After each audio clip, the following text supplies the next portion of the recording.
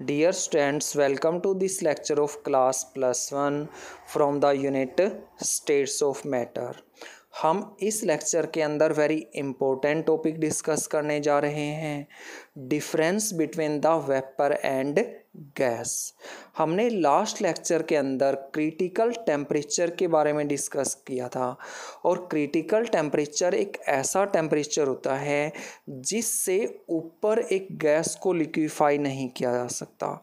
मतलब critical temperature से नीचे के टेम्परेचर पर गैस लिक्विड फॉर्म के अंदर होगी, उसको लिक्विफाई किया जा सकता है अगर हम उसके ऊपर प्रेशर अप्लाई करें।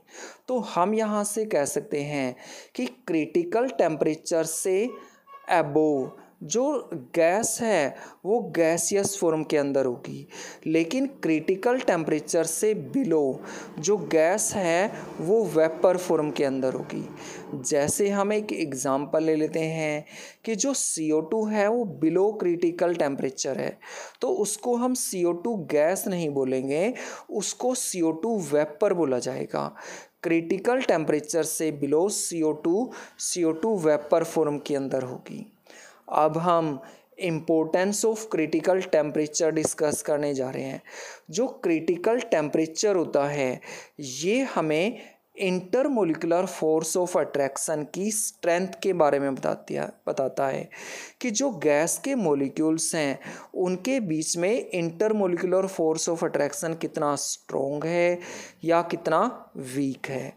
अगर intermolecular force of attraction weak है तो उस गैस को लिक्विफाई करना डिफ़िकल्ट है, क्योंकि जो मॉलिक्यूल हैं वो एक दूसरे से दूर दूर होंगे और उनको पास में लेके आना डिफ़िकल्ट है।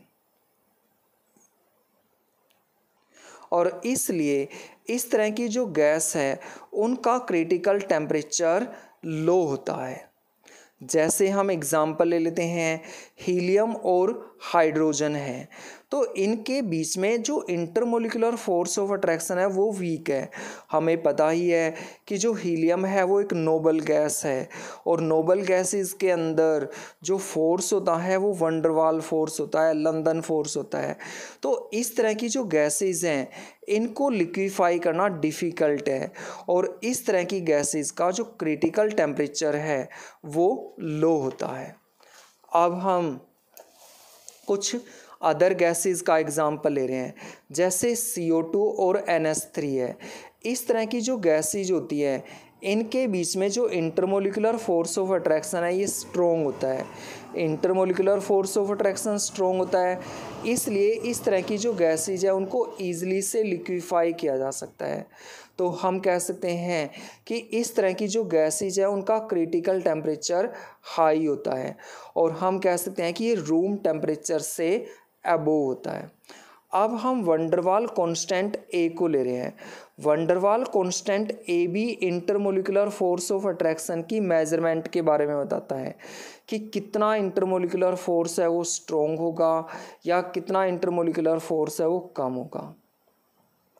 अगर जो A है उसकी वैल्यू इंक्रीज होती है तो क्रिटिकल टेम्परेचर भी इंक्रीज होता है।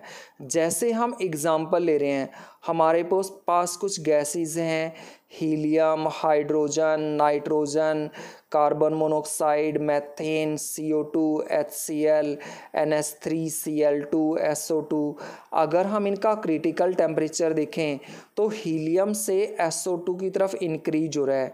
हीलियम का 5.2 है, हाइड्रोजन का 33.2 है, नाइट्रोजन का 126.2 है, CO का 134 है, CH4 का 190.6 है, CO2 का 304.2 है, HCl का 324.7 है, NH3 का 405 है, Cl2 का 417.2 है, SO2 का 430.3 है। और अगर हम यहाँ पर वंडरवाल कांस्टेंट A को देखें तो इसकी वैल्यू भी हीलियम से SO2 की तरफ इंक्रीज हो रही है। अगर हम हीलियम के केस में देखें तो 0.0341 है, हाइड्रोजन के केस में 244 है, नाइट्रोजन के केस में यहाँ पर 1.39 है। तो इस तरह से वैल्यू यहाँ पर इंक्रीज हो रही है। तो अगर हम यहाँ पर देखें, जितनी ए की वैल्यू ज़्यादा होती है उतना ही उस गैस को ईजिली से लिक्विफाई किया जा सकता है।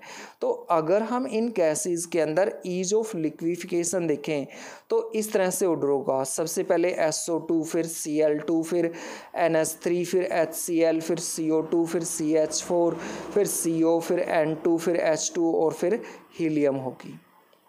अब हम इस यूनिट का नेक्स्ट टॉपिक डिस्कस करने जा रहे हैं।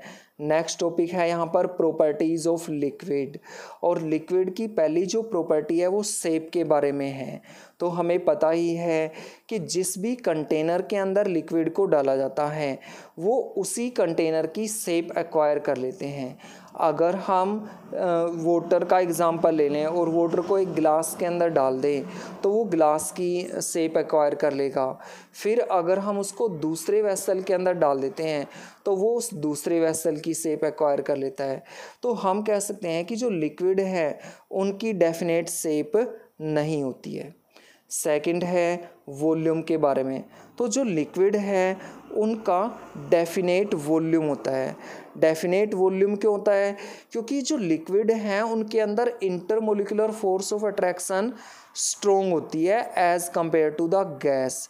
और उसके जो मॉलिक्यूल्स हैं वो कंप्लीटली से फ्री नहीं होते मूव करने के लिए। कुछ हद तक वो मूव कर सकते हैं लेकिन पूरी तरह से वो मूव नहीं कर सकते। जिस तरह से गैस के मॉलिक्यूल है तो गैस का मॉलिक्यूल एक रूम से दूसरे रूम के अंदर जा सकता है, कहीं पर भी जा सकता है। लेकिन जो लिक्विड है जैसे वाटर है, उसको एक ग्लास के अंदर डाल दिया तो उसका मॉलिक्यूल उस ग्लास के अंदर ही रहेगा। इसलिए हम कह सकते हैं कि जो लिक्विड हैं उनका डेफिनेट वॉल्यूम होता है। अब डेंसिटी के बारे में है तो जो लिक्विड है उसकी हायर डेंसिटी होती है as compare to the gases. और हायर डेंसिटी क्यों होती है? क्योंकि जो लिक्विड है उसके मॉलिक्यूल्स एक दूसरे के क्लोज होते हैं। और हम कह सकते हैं कि गैस के कंपेयर में जो लिक्विड है उसके मॉलिक्यूल क्लोजली पैक्ड होते हैं। नेक्स्ट है कंप्रेसिबिलिटी के बारे में। तो अगर हम लिक्विड को गैस के साथ कंपेयर करें तो जो लिक्विड है वो लेस कंप्रेसिबल है as compare to the gas. क्यों लेस कंप्रेसिबल है? क्योंकि जो इंटरमोलिकुलर डिस्टेंस है वो स्मॉल होता है लिक्विड के अंदर। इसलिए अगर प्रेशर अप्लाई करेंगे तो उसके मॉलिक्यूल को थोड़ा ही हम पास में लेके आ सकते हैं। गैस के जो मॉलिक्यूल है वो एक दूसरे से बहुत दूर दूर होते हैं। इसलिए गैस के ऊपर प्रेशर अप्लाई किया जाए तो उनको काफ़ी हद तक हम पास में लेके आ सकते हैं। इसलिए हम कह सकते हैं कि गैस की जो कंप्रेसिबिलिटी है वो लिक्विड से ज़्यादा होती है, या जो लिक्विड है उसकी कंप्रेसिबिलिटी गैस से कम होती है। नेक्स्ट प्रॉपर्टी है कि जो लिक्विड है वो डिफ्यूज होते हैं, मतलब मूव करते हैं एक जगह से दूसरी जगह पर, जिस तरह से जो गैस हैं वो मूव करती हैं। लेकिन जो डिफ्यूजन का रेट है वो यहाँ पर गैस के कंपेयर में स्लो होता है। क्योंकि अगर हम लिक्विड को देखें तो लिक्विड के अंदर जो इंटरमोलिकुलर फोर्स है मॉलिक्यूल के बीच में वो गैस के कंपेयर में स्ट्रोंगर होता है। अब हम यहाँ पर next very important topic discuss करने जा रहे हैं वेपर प्रेशर के बारे में। तो हमने क्या किया, इस तरह से एक क्लोज्ड वेसल ले लिया और इस वेसल के साथ एक इंस्ट्रूमेंट जुड़ा हुआ है जिसको हम मैनोमीटर बोलते हैं। मैनोमीटर के द्वारा हम यहाँ पर जो वेपर्स है या जो गैस है उसके प्रेशर की मेजरमेंट करते हैं। तो हमने क्या किया, इस वेसल के अंदर लिक्विड रख दिया एक पर्टिकुलर टेम्परेचर के ऊपर। तो यहाँ पर एक पर्टिकुलर टेम्परेचर के ऊपर लिक्विड रखा हुआ है तो कुछ जो मॉलिक्यूल हैं जो सरफेस के ऊपर हैं उनकी काइनेटिक एनर्जी इंक्रीज हो जाएगी। काइनेटिक एनर्जी इंक्रीज हो जाएगी तो वो लिक्विड से वेपर फेज के अंदर चले जाएंगे। और इस तरह से प्रोसेस यहाँ पर कॉन्टिन्यूस रहेगा। लेकिन कुछ टाइम के बाद क्या होगा, कुछ जो मॉलिक्यूल हैं वो लिक्विड के कांटेक्ट में आएंगे तो उनकी एनर्जी डिक्रीज होगी तो वो वापस लिक्विड फॉर्म में कन्वर्ट होना स्टार्ट हो जाएंगे। और इस तरह से जब प्रोसेस चलता जाएगा तो एक ऐसी स्टेज आ जाएगी जब जितने मॉलिक्यूल लिक्विड से वेपर फेज के अंदर जा रहे हैं उतने ही वेपर लिक्विड के अंदर चेंज हो रहे हैं, और इसको हम बोलते हैं कि ये एक इक्विलिब्रियम स्टेज है। और इक्विलिब्रियम स्टेज पर भी यहाँ पर वेपर्स हैं, तो हम कह सकते हैं कि इक्विलिब्रियम स्टेज पर वेपर्स के द्वारा लिक्विड के सरफेस पर जो प्रेशर अप्लाई किया जाता है उस प्रेशर को हम वेपर प्रेशर बोलते हैं।